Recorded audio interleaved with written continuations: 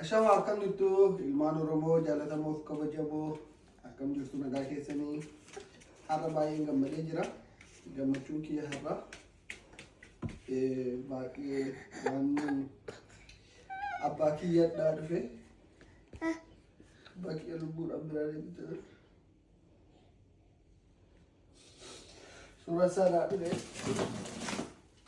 kanan balees nagarsiisaa Oromoo namni jaalala abbaa qabdatti daawwataan isaadha.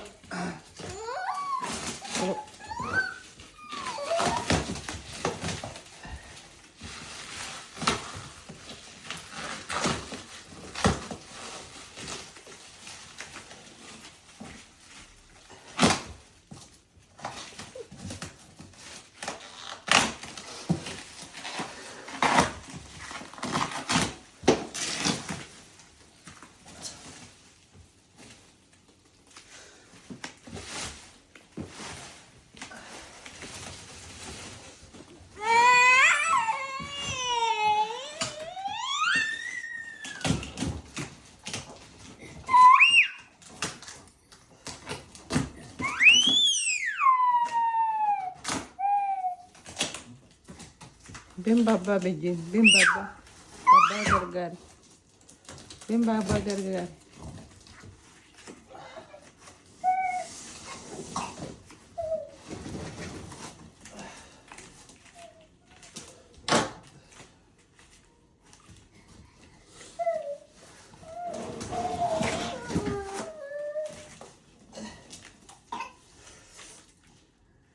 Ini abbaa kiyya.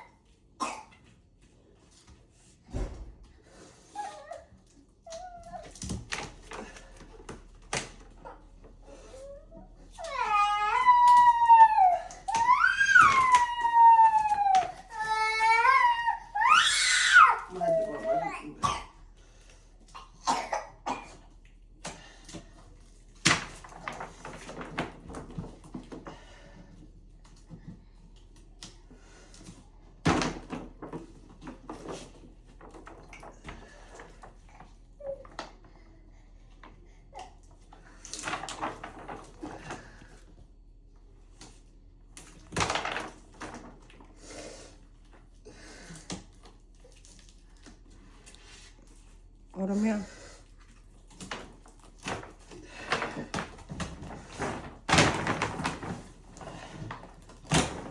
Alaabaa irraa akkana gurba lakkaatti.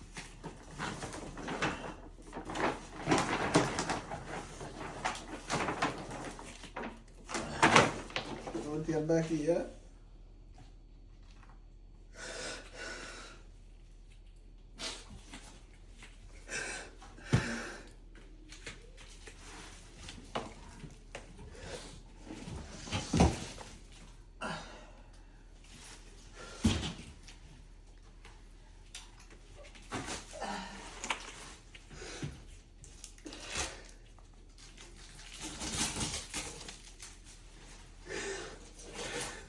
Oromia kakak ada kutu.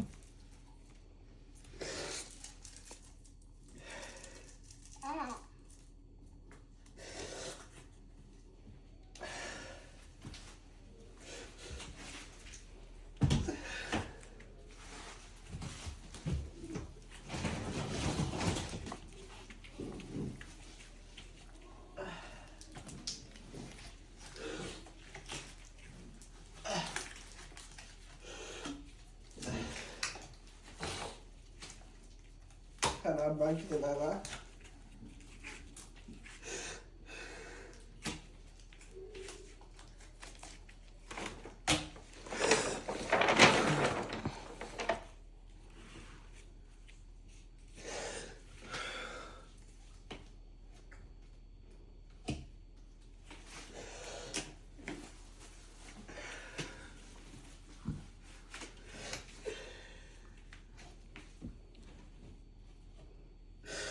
Bagian nggak dia berani minta kurang kan ya orang waggaan era dan jerit ukuran di namda ini. Alaman akkas ragal barbaadda kan bukkeetti waate naan galaman. Ada wajib.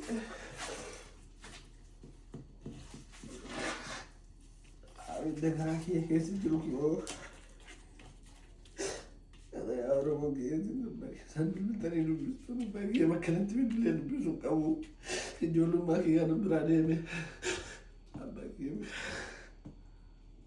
karena nabi kuno bagi.